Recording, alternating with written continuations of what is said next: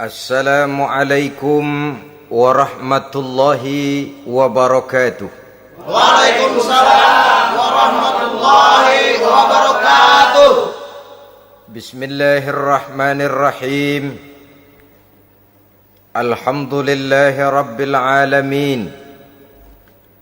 Wassalatu wassalamu ala ashrafil mursalin, imamil muttaqin, sayyidil ghurril muhajjalin, wa ala alihi wa ashabihil mujahidin at-tahirin, amma ba'du.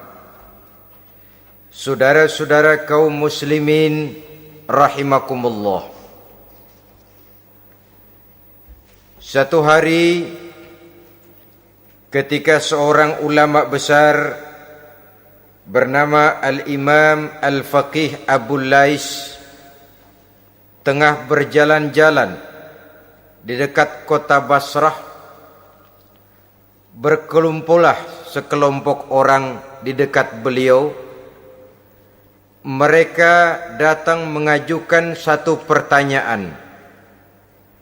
Imam, kami ingin bertanya. Di dalam Al-Quran itu Allah Subhanahu wa ta'ala menjelaskan, Ud'uni astajib lakum. Berdoalah kepadaku, aku akan jawab doamu. Mintalah kepadaku, aku kabulkan permintaanmu. Itu dan begitu janji Allah di dalam Al-Quran. Kami, kata orang-orang tadi, sudah lama berdoa kepada Allah. Tapi kenapa sampai sekarang doa kami ini belum dikabulkan? Katanya, ud'uni astajib lakum. Kalau kamu berdoa, aku jawab, aku penuhi, aku kabulkan doamu. Itu janji Allah. Kami sudah lama berdoa pagi, sore, siang, malam. Nyatanya sampai sekarang doa kami belum dikabulkan. Ini bagaimana? Apa ayat Quran salah? Apa Tuhan lagi lempengan gak denger?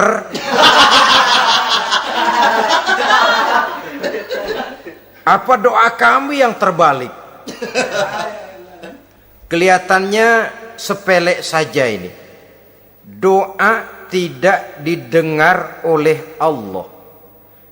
Permohonan tidak dijawab, tidak dikabulkan oleh Allah. Tapi sebenarnya kalau kita mau merenung, kemalangan apa yang paling besar dalam kehidupan ini selain daripada kalau permohonan dan doa kita sudah tidak dihiraukan oleh Allah? Artinya hidup sudah tidak diopeni oleh Allah. Jangankan Allah, saudara-saudara, kita nggak diopeni sama mertua saja bingung. Ini mertua diem aja, kalau saya salah apa salahnya, kalau ada yang dikepengenin apa kepengenannya, boyak ngomong kenapa diem begitu. Ini tidak diopeni oleh Allah. Kemalangan apa yang lebih malang selain daripada kalau doa sudah tidak didengar oleh Allah. Itu sudah kemalangan yang paling malang, lebih malang dari kota Malang saya kira.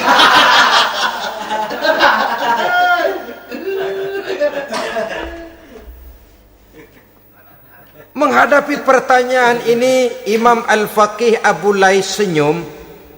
Lalu beliau berkata, tuan-tuan, tahu kenapa doa tuan-tuan tidak dijawab, permohonan tidak dikabulkan? Allah sudah tidak memperdulikan tuan-tuan ini.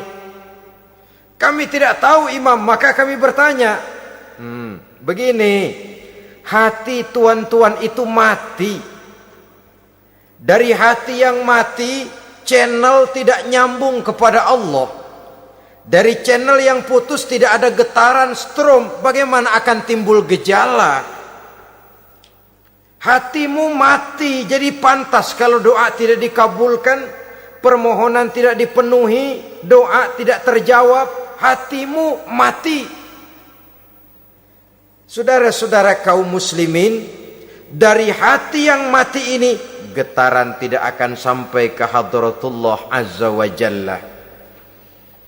Nah, ini juga satu penyakit yang kita sangat khawatirkan, yaitu apabila hati kita sudah mati selagi jasad masih hidup. Artinya, jadilah kita bangkai berjalan di hadapan Allah Subhanahu wa ta'ala. Sementara kita sangat disibukkan dengan menggali berbagai macam jenis obat penangkal penyakit zahir, dan kita kurang perhatian untuk mencari obat penangkal penyakit batin yang kalau diserang penyakitnya menghancurkan kehidupan abadi di akhirat nanti. Perkembangan ilmu kedokteran nyata benar diikuti dengan perkembangan jenis-jenis penyakit. Makin maju ilmu kedokteran, makin modern penyakit. Ngerti juga rupanya itu penyakit. Dulu kita tidak kenal yang namanya AIDS. Kita tidak tahu yang namanya liver. Kita tidak kenal yang namanya stres. Paling yang banyak cika, masuk angin, dan sebagainya. Tapi baiklah, penyakit-penyakit batin yang menyebabkan hati menjadi mati, dan dari hati yang mati, doa tidak naik, tidak didengarkan oleh Allah Subhanahu wa ta'ala. Nah, kata orang-orang tadi, yang menyebabkan hati kami mati ini apa, Imam? Beliau menjawab, pertama, araftumullaha wa lam tu'tuhu haqqahu. Yang menyebabkan hatimu jadi mati, pertama, kamu kenal benar kepada Allah, tapi haknya untuk disembah, kewajibanmu untuk menyembah, tidak pernah kamu laksanakan. Bagaimana Allah tidak akan jauh dari kita kalau kita tidak akan mengadakan pendekatan kepadanya. Dan pendekatan kepada Allah hanya bisa kita tempuh melalui jalur kegiatan ritual ibadah. Allah akan terlalu jauh apabila kita hanya membicarakannya lewat filsafat dan renungan yang mendalam. Tapi Allah akan dekat dan terasa hadir dalam hidup apabila kita dekati ia dengan pelaksanaan ibadah kepadanya. Kamu kenal Allah, tapi hakmu untuk menyembah, kewajibanmu untuk menyembah, haknya untuk disembah, tidak pernah kamu laksanakan. Kalau soal Allah kita kenal bukan main. Bahkan tidak hanya kita mengajarkan kenal juga kepada anak-anak kita. Kalau ditanya siapa pencipta matahari, bulan dan bintang? Allah. Siapa pencipta lautan, gunung, hutan belantara dan sungai-sungai? Allah. Siapa pencipta bumi, matahari dan sebagainya? Allah. Sembahyang apa enggak? Bagaimana nanti?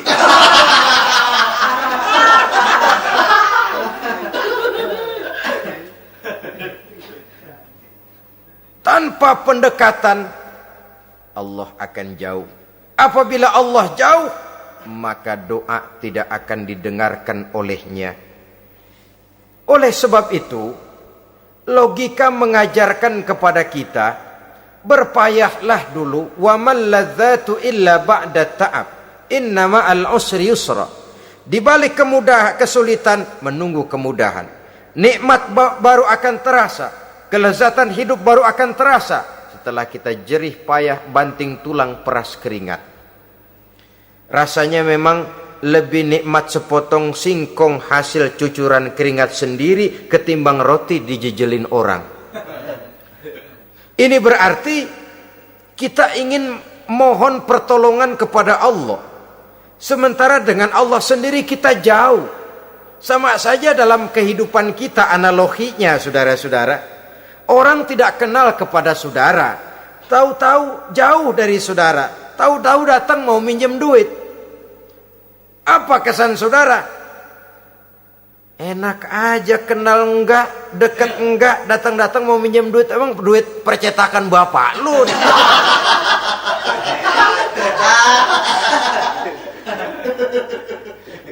Sedangkan yang kita kenal, sedangkan yang kita bertemu tiap hari, Sedangkan yang sering datang ke tempat kita, kalau satu saat dia pinjam duit, toh kita kadang-kadang masih mikir. Apalagi datang nggak pernah, berkunjung nggak pernah, ngobrol nggak pernah, apalagi kenal juga nggak pernah, datang-datang mau minta. Macam apa? Datang nemuin Tuhan setahun 2 kali, Idul Fitri doang sama Idul Adha. Doa cerewet banget, apa aja diminta. Saudara hadirin, bagaimana doa akan kabul, permohonan akan dijawab? Jikalau kita jauh dari Allah, kita kenal Allah, haknya untuk disembah, kewajibannya untuk menyembah, tidak pernah kita laksanakan. Itu yang menyebabkan hati kita lalu menjadi mati. Padahal mengenal Allah, setelah mengenalnya, mengadakan pendekatan kepadanya melalui ritual ibadah yang dicontohkan oleh Rasulullah Sallallahu Alaihi Wasallam. Ini hal pertama yang menyebabkan hati jadi mati. Kamu terlalu kenal Allah tapi tidak pernah menyembah kepadanya. Sama aja orang kerja kagak, habis bulan mau minta gaji. Karena kita jitak kepalanya. Macam apa? Kerja enggak, tahu-tahu datang mau minta gaji. Kerja dulu yang baik, habis bulan baru enggak diminta pun memang sudah ada jatahnya. Ibadah dulu kita kepada Allah. Soal Allah memberikan karunia kepada kita, itu hak Allah. Apabila kita dekat dengannya, ibadah yang kita laksanakan benar, karunia itu akan datang kepada kita. Saudara-saudara, yang kedua yang menyebabkan hati jadi mati, qara'tumul Qur'an walam ta'malu bih. Kamu baca Al-Quran tapi ajarannya tidak pernah kamu amalkan. Kamu baca Quran tapi isinya kamu injak-injak. Sehingga ada peringatan dari Rasul Sallallahu Alaihi Wasallam. Beliau bersabda, "Iza azzamat ummatid dunya wa fi riwayatin dinaron wa dirhaman nuzi'at minha haibatul Islam. Wa iza turikatil amru bil ma'rufi wan nahyu 'anil munkari hurimat 'alaihim barakatul wahyi. Wa iza tasabat ummati saqatat min 'ainillah." 3 peringatan keras tapi yang merupakan gejala penyakit kita umat Islam diperingatkan oleh Nabi kita. Pertama, iza azzamat ummatid dunya. Apabila umatku telah terlalu mengagung-agungkan dunia, apabila umatku telah jatuh menjadi umat yang materialistis, segalanya diukur dari sudut keduniaan saja, nuzi'at minha haibatul Islam, maka akan dicabutlah dari mereka kehebatan agama Islam. Hilang kehebatan Islam apabila kita jatuh menjadi umat pengagung dunia, penyembah materi. Nilai kita, keberadaan kita tidak dihargai orang lain. Orang memandang kita remeh saja. Orang Islam gak ada apa-apanya, bayar aja. Bisa dibeli, bisa diatur, bisa dikerjain, garap saja. Nuzi'at minha haibatul Islam, hilang dari mereka kehebatan Islam ini. Kenapa? Mereka telah mengagungkan dunia dan menjadikannya sebagai tujuan. Padahal dunia cuma alat, materi cuma alat, harta cuma alat. Yang kedua, wa iza turikatil amru bil ma'rufi wan nahyu 'anil munkari hurimat 'alaihim barakatul wahyi. Apabila telah ditinggalkan amar ma'ruf dan nahyi munkar, maka hilanglah keberkahan wahyu. Ini yang ada hubungannya dengan masalah kita. Kita baca Quran, kita tidak amalkan isinya. Bagaimana hati tidak jadi mati? Amar ma'ruf dan nahi munkar ditinggalkan orang, hilang keberkahan wahyu. Pada saat itu boleh jadi Quran ada, tapi cuma tinggal tulisan saja. Islam ada, cuma tinggal sekedar nama saja.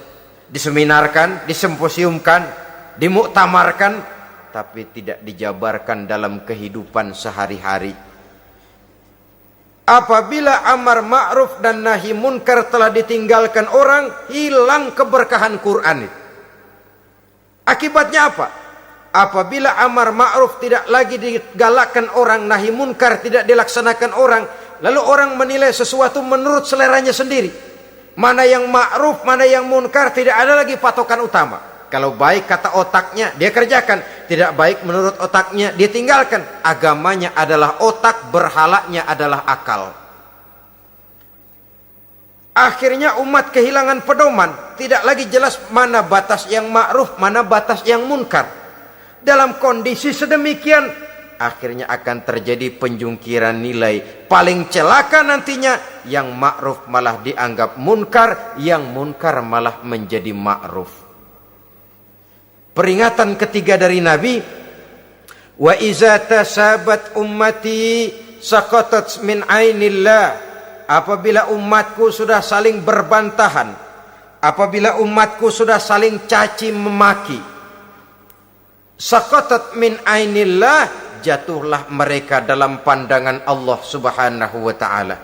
Hilang wibawa umat yang sudah saling mencaci maki, saling menjatuhkan, saling gasak, gesek, gosok. Justru agama menganjurkan kita ini saling asah, asih, asuh.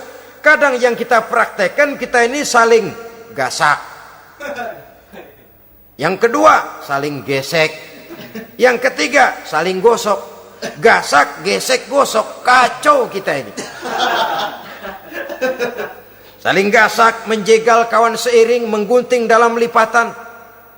Saling gosok, fitnah sana, fitnah sini. Saling gesek, sikut kiri, sikut kanan. Tidak peduli orang lain luka dan sebagainya. Yang penting dia bisa nangkring. Jatuh kita dalam pandangan Allah apabila umat sudah saling mencaci maki. Maka kita kembali kepada persoalan hal kedua yang menyebabkan hati jadi mati, qara'tumul Qur'an walam ta'malu bih. Kita baca Al-Qur'an tapi ajarannya nyaris tidak kita amalkan di dalam kehidupan kita. Akibatnya hati lalu jadi mati. Itu yang kedua. Yang ketiga yang menyebabkan hati jadi mati dan doa tidak terjawab, idda'aitum annakum min ummati Muhammadin sallallahu alaihi wasallam walam ta'malu bi sunnatihi. Kamu mengaku, kamu memproklamirkan diri sebagai umatnya Nabi Muhammad, tapi sunnahnya tidak pernah kamu amalkan. Malahan perkembangan paling akhir, bukan saja tidak mau mengamalkan sunnah, malah mengingkari sunnah. Inna lillahi wa inna ilaihi raji'un. Oh, Nabi Muhammad itu manusia biasa seperti kita. Sebagai manusia dia bisa salah. Dan ternyata hadis banyak yang palsu. Yang otentik cuma Quran. Selebihnya adalah sejarah. Tidak ada itu sunnah. Langsung saja kepada Quran. Oh, hadis itu bukan sumber hukum. Oh, tidak perlu mengamalkan sunnah.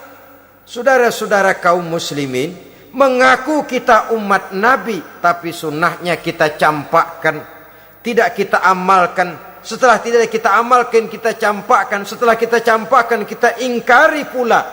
Inna lillahi wa inna ilaihi raji'un.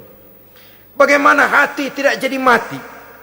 Kalau siang malam kita memproklamirkan diri sebagai umat Nabi Muhammad, sementara sunnahnya kita campakkan, kita abaikan, dan kita ingkari dia sunnah itu.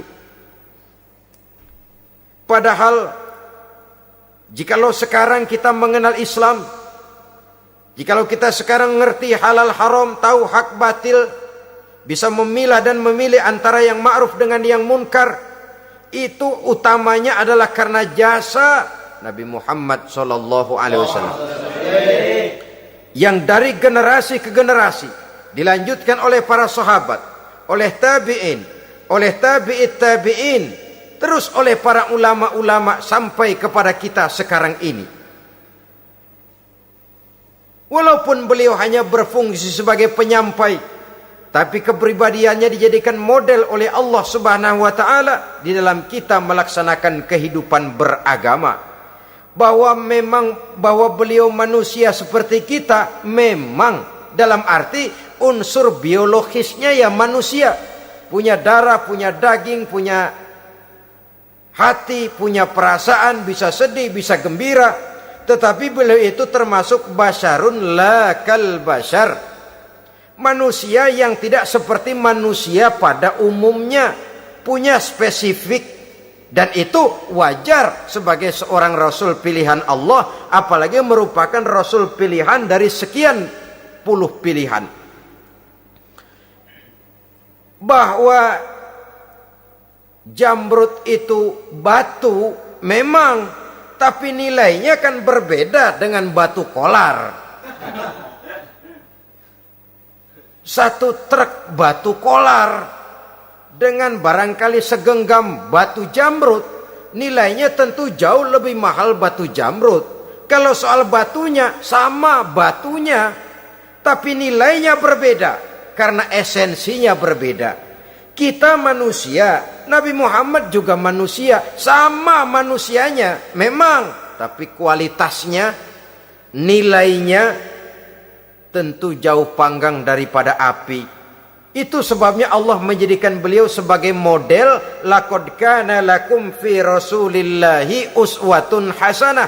Di dalam diri Rasul itu terdapat contoh teladan yang sangat baik bagi kita. Oleh karenanya, pada pertemuan kali ini, apabila kita konsekuen mengaku umat Nabi Muhammad, marilah konsekuen juga menegakkan sunnahnya. 3. Yang keempat, yang menyebabkan hati jadi mati dan doa tidak terjawab, akaltum ni'mata rabbikum walam tashkurulah.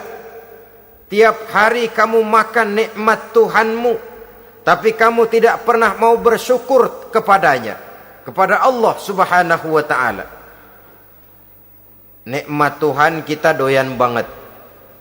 Tidak pernah sehari dan sesaat pun terlepas diri dan hidup ini dari nikmat-nikmat yang diberikan Allah. Sejak kita bangun tidur sampai tidur kembali, bahkan tidur itu sendiri, di pasar, di sawah, di kantor, dimanapun kita berada, gak pernah nikmat Allah berhenti. Hidup kita dalam alam diberikan segala fasilitas untuk menunjang kehidupan. Gak pernah Allah pasang pajak matahari, gak pernah Allah pasang pajak gas udara. Nikmat-nikmat yang banyak itu tiap hari kita kecap, tiap hari kita nikmati, tapi kita tidak pandai bersyukur. Padahal Allah memberikan peringatan keras dalam hadis qudsinya, man lam yashkur ala na'mai wa lam yasbir ala balai falyakhruj min tahti samai wal yatlub rabban siwaya. Siapa yang tidak mau bersyukur terhadap nikmat yang aku berikan kepadanya dan tidak mau bersabar terhadap ujian yang aku berikan kepadanya, silahkan keluar saja dari kolong langit ini dan cari Tuhan selain aku. Diusir oleh Allah. Kalau orang tidak mau bersyukur terhadap nikmat yang aku berikan dan tidak mau bersabar terhadap ujian yang aku timpakan, keluar dari kolong langitku, keluar, cari Tuhan selain aku. Diusir. Lah yang ngusir Allah. Anak sekarang bilang mau ke Menong.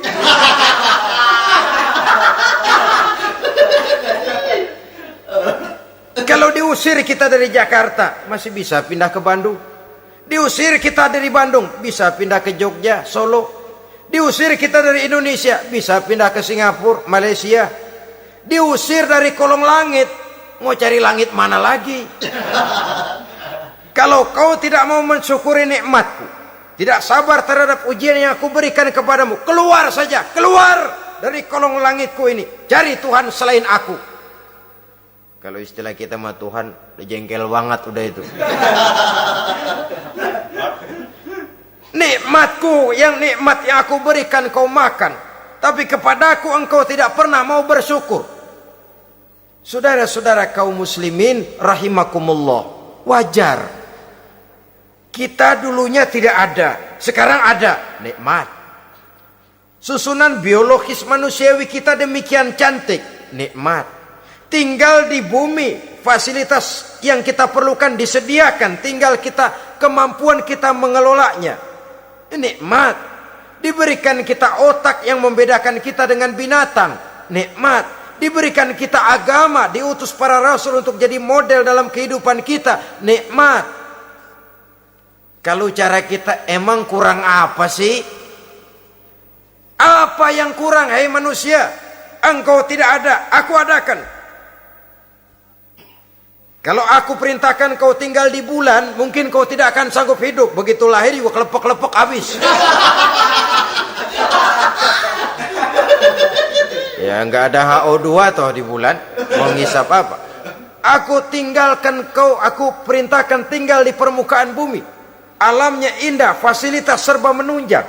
Nikmati semuanya, semuanya untuk kamu, semuanya. Satu pintaku, syukuri nikmat yang aku berikan kepadamu. Ya bukan cuma syukur dalam ucapan, syukur dalam perbuatan. Banyak nikmat yang diterima, makin banyak dia sujud, makin banyak dia ruku, makin banyak dia mengadakan pendekatan kepada Allah. Syukur dalam artian berupa tindakan dan perbuatan, mempergunakan nikmat sesuai dengan kehendak yang memberikan nikmat itu sendiri kepada kita. Saudara-saudara kaum muslimin rahimakumullah, ini penyakit yang keempat. Kamu makan nikmat Tuhanmu, tapi kamu tidak pernah pandai bersyukur kepadanya, mensyukuri nikmat yang diberikan tadi. Bagaimana hati tidak jadi mati? Kita sibuk mempersolek jasmani, mencari obat penangkal penyakit zahir. Maka yang ramai di zaman sekarang saudara lihat, salon, fitness, senam, macam-macam jenis. Tidak ada salahnya dan tidak ada jeleknya. Tapi kalau itu sampai melupakan kita kepada memperindah batin, memperbaiki jiwa, artinya bukankah kita perlahan tapi mempersiapkan diri menjadi bangkai berjalan di hadapan Allah. Dengan operasi plastik, yang pesek jadi mancung, yang sipit jadi belok, kulit keriput jadi kencang, pipi terlalu cekung bisa diatur. Saudara-saudara, tapi kalau hati yang rusak, jiwa yang rusak, kemana lagi kita akan berobat kalau bukan kepada agama? Maka hati itu jadi mati apabila kita selalu memakan nikmat Allah dan tidak pandai mensyukuri nikmat itu. Dari hati yang mati tidak akan ada getarannya. Oleh sebab itu doa tidak terjawab. Selanjutnya yang menyebabkan doa tak terjawab dari sebab matinya hati, qultum annal mauta haqqun wa lam tasta'iddu lahu. Kamu berkata, kamu yakin bahwa mati adalah sesuatu yang benar, tapi kamu tidak pernah punya persiapan untuk mati. Padahal menurut logika, orang yang akan bepergian jauh tentu dia harus mempunyai bekal yang cukup. Semakin jauh jarak perjalanan yang akan ditempuhnya, semakin banyak perbekalan yang harus dibawanya. Dahulu, seketika beberapa jamaah dari Yaman akan melaksanakan ibadah haji dengan nekat, mereka berprinsip, pokoknya kan berangkat haji jadi tamunya Allah, nanti Allah yang akan ngelayanin. Mereka nekat, modal badan doang berangkat. Diadukan kepada baginda Rasul, lalu turun peringatan dari Allah, wa tazawwadu fa inna khairaz zadi taqwa. Jangan begitu, bawa bekal, sesungguhnya bekal yang paling baik adalah takwa. bahwa berangkat dengan bekal takwa itu bekal yang paling utama, tapi bekal-bekal yang lain pun jangan diabaikan. Kalau kita akan berangkat untuk tujuan yang baik, bekal yang paling utama memang takwa, tapi tidak berarti harus mengabaikan bekal-bekal yang lain. Begitulah, semakin jauh perjalanan yang akan kita tempuh, semakin banyak bekal yang harus kita hadapi. Kalau saudara mau pergi ke Surabaya, tidak membawa bekal kemudian berani berangkat, rasanya sih saya pikir itu bukan berani, nekat namanya. Sama saja orang belum pernah sembahyang mati, nekat tuh orang, berani amat. Belum berbuat kebaikan barang sedikit pun sudah mati, nekat namanya itu. Sama saja tadi, nggak bawa bekal apa-apa berangkat ke Surabaya. Sampai Surabaya belum tentu, sengsara udah jelas. Belum punya bekal yang baik sudah mati. Sampai ke surga belum tentu, tapi kebelangsak dan sengsara rasa-rasanya pasti itu. Oleh karena itu, kalau kita yakin mati sesuatu yang benar, sesuatu yang pasti datang menimpa, maka hendaklah kita mempersiapkan bekal. Kemudian idda'aitumun najata minan nar wa ramaitum fiha anfusakum. Kamu memproklamirkan diri ingin selamat dari neraka, tapi kamu lemparkan dirimu ke dalam neraka. Bagaimanapun bajingannya bajingan, kalau ditanya ente mau masuk neraka enggak, jawabannya pasti enggak.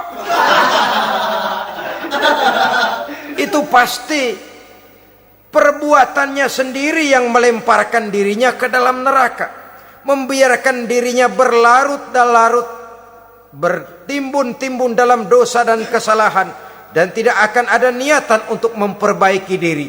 Hanyut di meja judi, habis ditelan minuman keras, fitnah sana fitnah sini, hasud sana hasud sini. Padahal mulutnya ingin selamat dari neraka, perbuatannya malah melemparkan dirinya ke dalam api neraka. Tidak ada orang yang lebih sayang kepada diri kita selain kita sendiri. Dan menyayangi diri itu tidak cuma dengan memandikannya sehari 3 kali, memakaikannya parfum dengan segala macam merek, memakai sabun yang wangi-wangi, minyak yang harum-harum. Lebih daripada itu, jaga dan sayangi diri. Jangan jatuhkan dia ke dalam perbuatan-perbuatan yang bisa menjerumuskan diri itu ke dalam neraka. Kemudian disambung oleh Imam Al-Faqih Abu Lais yang menyebabkan doa tidak terjawab karena hati mati. Idda'aitum dukhulal jannah walam ta'malu laha. Kamu ingin masuk surga, tapi kamu berat mengamalkan perbuatan yang bisa menyampaikan kamu ke surga. Semua kita kalau ditanya mau masuk surga, mau. Tapi jarang yang berlomba melakukan perbuatan-perbuatan yang bisa menyampaikan kita ke surga. Kemudian yang terakhir kata Imam Al-Faqih Abu Lais, dafantum mautakum walam ta'tabiru laha. Kamu menguburkan orang yang mati di antara kamu, tapi kamu tidak bisa mengambil iktibar, tidak bisa mengambil pelajaran dari mayit yang jenazah yang kau kuburkan itu. Mestinya kan nguburin orang tuh membuat sadar. Iya, kalau sekarang dia saya baringkan di liang lahat, menghadap ke arah kiblat, bantalnya tanah, setelah itu ditutup dengan papan, lalu ditimbun dengan tanah. Iya, sekarang giliran dia, giliran saya, entah besok, lusa, bulan depan, tahun depan, tapi pasti mengubur mayat, mengubur jenazah, tapi tidak bisa mengambil iktibar dari yang dilaksanakannya itu. Ini merupakan penyakit-penyakit batin yang merupakan handicap, yang menimbulkan jarak antara kita dengan Allah Subhanahu wa ta'ala. Pantas kalau itu semua ada pada diri kita, hati jadi mati. Dari hati yang mati, doa tidak akan tembus. Kita tidak lagi akan diperdulikan oleh Allah Subhanahu wa ta'ala. Dan itu sekali lagi kemalangan yang terbesar dalam kehidupan kita. Bagaimana jalan keluarnya? Pertama, memperbaiki batin kita, menyelamatkan diri daripada penyakit-penyakit yang bisa mematikan hati seperti yang sudah saya sebutkan tadi. Yang kedua, berdoa dengan adab, sehingga tata cara di dalam kita bermohon kepada Allah Subhanahu wa taala dibicarakan secara khusus oleh Al-Imamul Ghazali dalam kitab Ihya beliau yang disebut adabud doa. Adab di dalam kita melaksanakan doa kepada Allah Subhanahu wa taala. Setelah batin ini bersih dari penyakit-penyakit hati yang bisa menyebabkan hati jadi mati, berdoalah kita kepada Allah. Bagaimana adabnya? Kata Imamul Ghazali rahimahullah, yang pertama hendaklah ia di dalam berdoa itu memilih waktu yang mulia.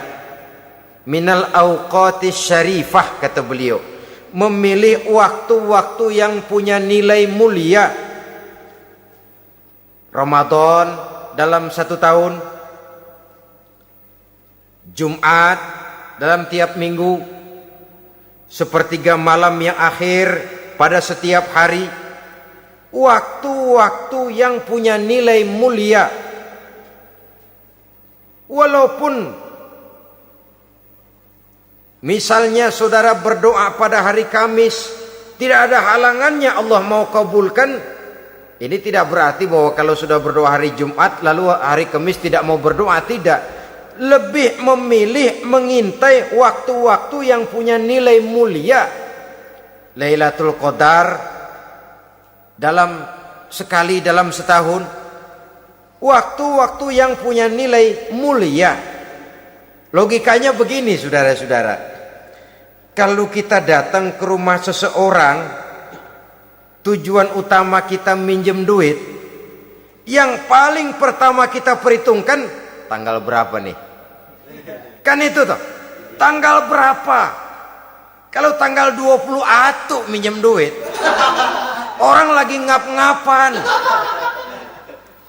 boro-boro dia bisa minjemin, dia sendiri mungkin lagi pusing. Kita lebih dulu kita amatin tanggal berapa nih? Yang enak sore apa siang? Jam 2. Jam 2 dia baru pulang dari kantor, tapi giliran tidur. Kalau dia tidur dibangunin datang mau minjem duit, kagak dimaki-maki sudah kebagusan deh. Kan kita lihat waktunya, timingnya kata orang sekarang. Tanggal berapa, sore apa malam, apalagi gulam apa terang bulan. Itu semua sudah kita atur sedemikian rupa, memilih waktu. Yang kedua kata Imamul Ghazali, memilih keadaan yang istimewa. Kalau tadi soal waktu, yang kedua soal keadaan.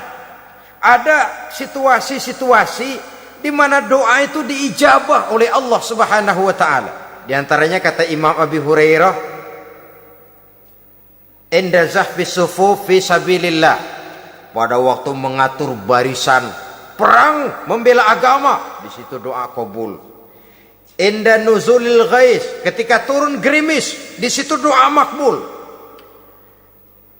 Inda iqamis shalah, ketika salat mau didirikan, riwayat lain bainal azan wal iqamah, antara azan dan qomat, di situ doa makbul. Itu memilih keadaan-keadaan. Kemudian yang ketiga kata beliau, berdoa menghadap kiblat. Ya, apa kalau doa madhab mudik Tuhan kagak tahu? Tahu. Tuhan gak dengar? Dengar. Cuma lebih etis. Lebih etis kalau kita berdoa menghadap ke arah kiblat. Saudara-saudara kaum muslimin rahimakumullah. Yang keempat, hifdzus saut, menyederhanakan suara. Tidak terlalu keras, juga tidak terdengar orang lain, apalagi kalau doa kita diaminkan oleh orang lain. Tidak usah terlalu keras. Kenapa? Karena Allah yang kita meminta kepadanya bukan zat yang tuli, bukan zat yang buta, bukan zat yang tidak dengar, bahkan dia maha dengar. Juga tidak terlalu seperti orang berbisik-bisik, apalagi kalau doanya doa bersama-sama. Tapi kadang-kadang terdorong oleh husnuzon dari para makmum saja. Tidak peduli apa yang dibaca oleh imam, yang kedengaran cuma amin aja gerengan. Amin, amin, amin, amin, amin, amin.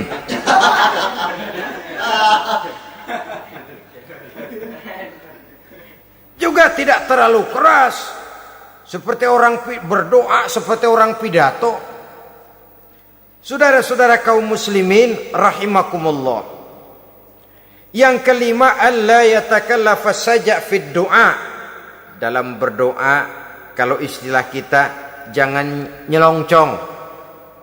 Sajak sujak ini menunjukkan sikap berani kepada Allah. Misalnya ada orang berdoa, ya Allah ampunilah saya kalau engkau mau. Kalau Allah mau, kasihanilah saya ya Allah kalau engkau mau. Itu doa orang songong. Atau sama saja, ya Allah berilah saya rezeki dikit aja. Emang kenapa pakai begitu?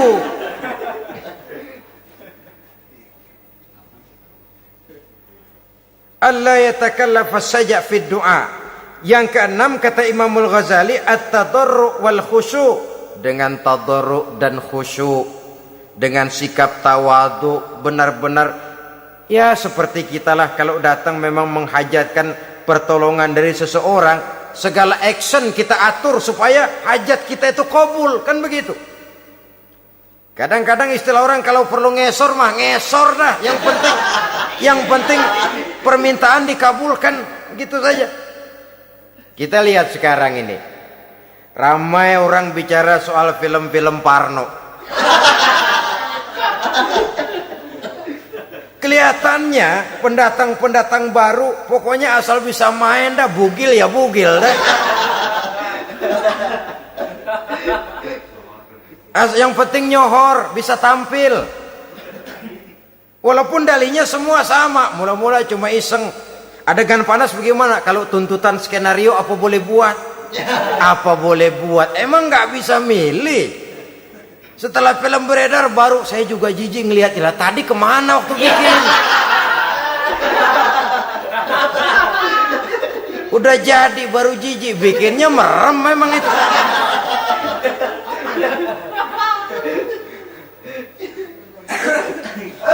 Tapi ada satu analogi, asal bisa main, asal bisa tampil di layar, apa saja jadi taruhan sudah. Bugil ya bugil dah, nggak soal dah. Pokoknya bisa main, tampil, nyohor, masuk koran. Udah seperti kata-kata orang Arab, bul ala zamzam fatu'raf. Kalau pengen terkenal, kencingin sumur Zamzam. Artinya apa? Bikin yang aneh-aneh, yang orang nggak kerjain, ntar ngetop. Yang ngetop lempengan jeleknya. Sumur Zamzam dikencingin, kan nyohor itu. Sedunia orang kenal. Kenapa? Gila. Saudara-saudara kaum muslimin rahimakumullah, sangat kita sayangkan kalau lalu orang berlomba-lomba dengan cuma modal paha mulus, wajah cantik, dimauin apa saja mau, lalu bisa tampil. Akibatnya yang jadi korban adalah anak-anak kita. Disuguhi tontonan-tontonan yang meracuni jiwa mereka. Walaupun akibatnya barangkali ya lain, seperti band orkes dengan film memang akibatnya tidak langsung ya. Kalau band orkes akibatnya langsung, dia bisa berantem di tempat lokasi. Film orang nonton tahu dia di tempat itu, bukan di tempat itu dia praktek, pulang jadi pikiran dia. Tadi serem ya. Ntar kalau udah kesempatan kita praktek. Ntar ngancemnya itu yang gak enak. Tapi yang saya analogkan dengan persoalan kita, tingkah pola artis apapun dilakukan asal bisa main. Nah itu tuh, asal dapat kesempatan acting. Dalihnya ya tuntutan skenario lah, iseng lah, macam-macam lah. Tapi yang jelas satu target, saya harus dapat kesempatan main. Untuk sampai ke situ, cara apa saja harus saya tempuh. Tidak peduli harus menginjak-injak norma dan budaya bangsa yang luhur. Tidak peduli harus bertentangan dengan kaidah agama. Tidak peduli hasilnya meracuni umat masyarakat, terutama generasi muda. Yang penting kan ngetop. Saudara-saudara, baiklah ya, itu soal lain. Tapi soal kita ialah at-tadarru wal khusyu'. Bermohon kepada Allah dengan tadarru, khusyuk dan tawadhu. Seperti kalau kita mau bermohon kepada seseorang, kita malah merendahkan diri. Pak, saya memang orang gak mampu, Pak. Utang saya udah selebar kampung, Pak. Anak udah 16 seperempat. Apa saja kita meratap, menghibah, mengeluh, merintih, ujungnya kan yang penting gue minjem duit dapat dah. Apa kayak diomongin, pokoknya pulang bawa duit, itu saja. Itu strategi manusiawi. Kalau ini kita adakan konteks, oh iya, kepada Allah lebih lagi kita tadarru, khusyuk, tawadhu. Doa dengan tawadhu, sebab kita akan bermohon kepada yang serba maha. Menghadap ke arah kiblat, duduk bertafakur dengan khusyuk, tawadhu. Jangan doa sembari tolak pinggang.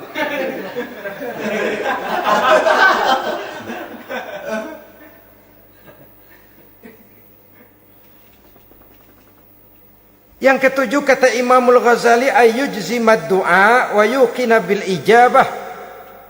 Hendaknya dia menjazamkan doanya itu dan yakin bahwa doanya akan dikabulkan oleh Allah. Sebab kata Nabi, innallaha la yaqbalu du'aan min qalbin ghafilin lahin. Allah subhanahu wa ta'ala tidak akan menerima doa dari hati yang lalai dan main-main. Doa ke orang ogah-ogahan.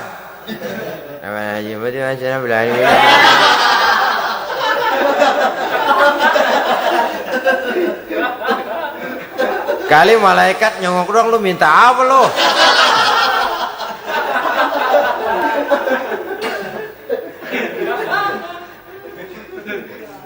Seperti tadi itu, kita datang mau minjem duit sama orang, ngomongnya ogah-ogahan.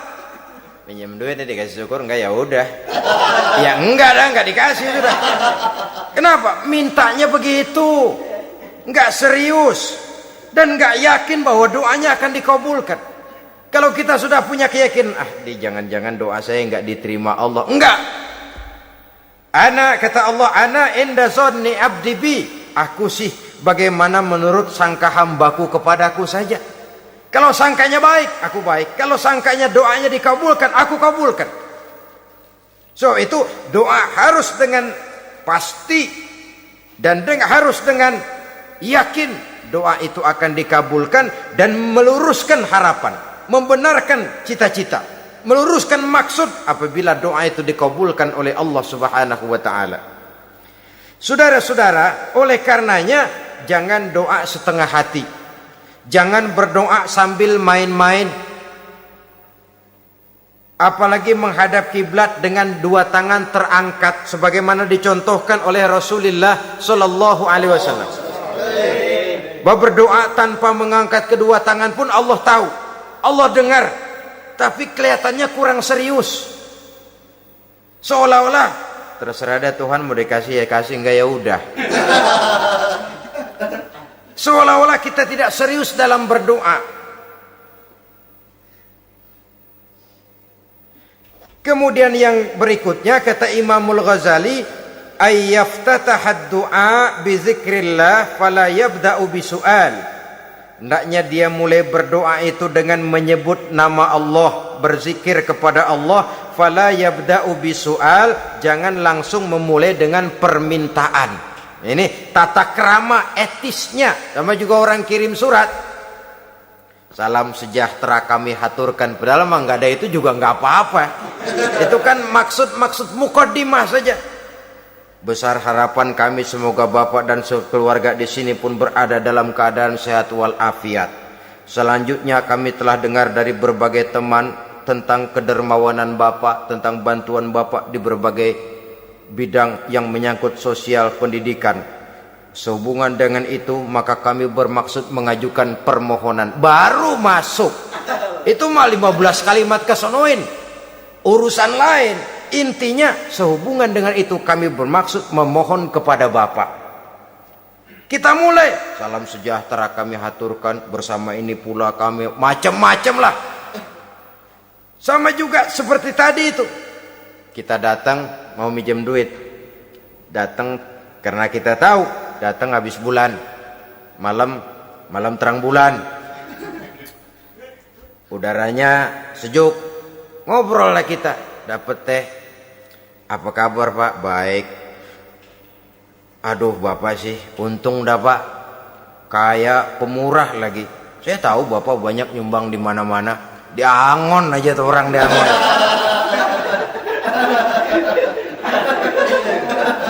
Kira-kira udah mau telap aja baru dikedat. Ngomong-ngomong Pak. Nah, mulai nih kalau udah ngomong dah tuh mulain. Baru masuk. Jadi etisnya berdoa itu dimulai dengan zikrullah.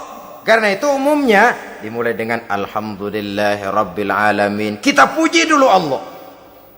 Alhamdulillahi Rabbil Alamin. Hamdan yuwafi ni'amahu wa yukafi'u mazidah. Kita puji dulu Allah. Seperti orang tadilah. Kita puji dulu kebaikannya. Walaupun pada akhirnya kita minjem duitnya. Sebenarnya Allah nggak perlu dipuji toh. Dipuji atau tidak Allah tetap termulia. Ini etis manusia. Allah tidak berharap untuk dipuji oleh manusia. Allah tidak untung seluruh alam memujinya. Manusia mau memuji atau tidak itu urusan manusia sendiri. Allah tidak minta untuk dipuji. Allah juga tidak gila kepada pujian. Kalau kita memulai doa dengan pujian, etis kita kepada Allah Subhanahu wa taala di dalam kita bermohon kepadanya. Saudara-saudara kaum muslimin rahimakumullah.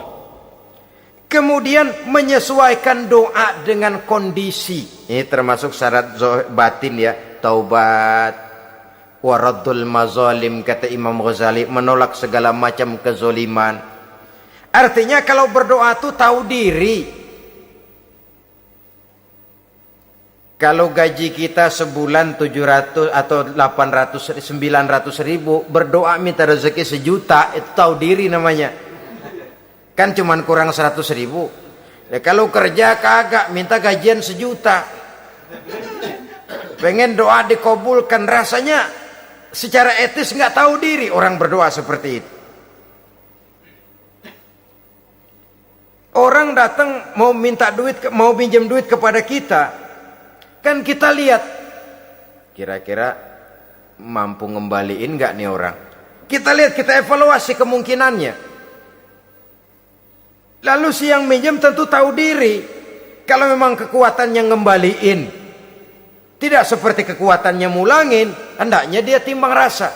Begitu juga kepada kita etisnya kepada Allah Subhanahu wa taala. Tahu diri, menyesuaikan doa dengan keadaan. Kalau tidak ada gap terlalu jauh panggang daripada api, nanti nasibnya bagai si pungguk merindukan bulan. Apabila adab-adab di dalam berdoa ini kita perhatikan, sejak dia dari adab yang zahir sampai kepada adab yang batin, kemudian penyakit-penyakit yang membuat hati itu jadi mati, maka insya Allah doa kita dijabah oleh Allah Subhanahu wa taala. Dalam Al-Baqarah ayat 186 Allah Subhanahu wa taala menjelaskan, wa iza sa'alaka ibadi anni fa inni qarib ujibu da'watad da'i iza da'ani falyastajibu li wal yu'minu bi la'allahum yarshudun.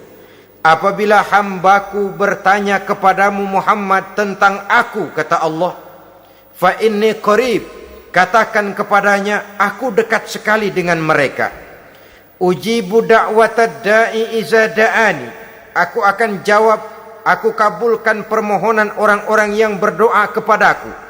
Falyastajibuli wal yu'minu bi, maka hendaknya mereka juga menjawab panggilanku atas dasar iman kepadaku. La'allahum yarsyudun, semoga dengan ini mereka kelak mendapat petunjuk. Saudara-saudara, Al-Baqarah 186 ini dengan nyata menjelaskan kepada kita, Allah akan menjawab doa, mengabulkan permohonan apabila kita falyastajibuli wal yu'minu bi, juga menjawab panggilan Allah atas dasar beriman kepadanya. Logikanya tadi itu, araftumullaha wa lam tu'tuhu haqqahu. Kita tidak pernah mau menjawab panggilan Allah sementara kita berharap doa kita dijawab oleh Allah. Apa enggak pincang? Apa enggak berat sebelah? Panggilan Allah kita berat memenuhinya, sementara kita sangat berharap agar permohonan kita, seruan kita dikabulkan oleh Allah. Menjawab panggilan Allah atas dasar beriman kepadanya. Kenapa? Ada orang menjawab panggilan bukan berdasarkan iman, tapi karena target lain. Datang sembahyang Jumat paling dulu, target utamanya pulang juga paling dulu nyabet sendal, nyabet sepatu. Menjawabnya ya, tapi tidak karena iman. Jadi apabila kita rajin menjawab panggilan Allah atas dasar beriman kepadanya, maka seruan, permohonan, doa niscaya dikabulkan olehnya. Ini saja, mudah-mudahan ada manfaatnya. Terima kasih atas segala perhatian. Mohon maaf atas segala kekurangan. Usikum wa nafsi bitaqwallah. Wassalamualaikum warahmatullahi wabarakatuh. Waalaikumsalam warahmatullahi wabarakatuh.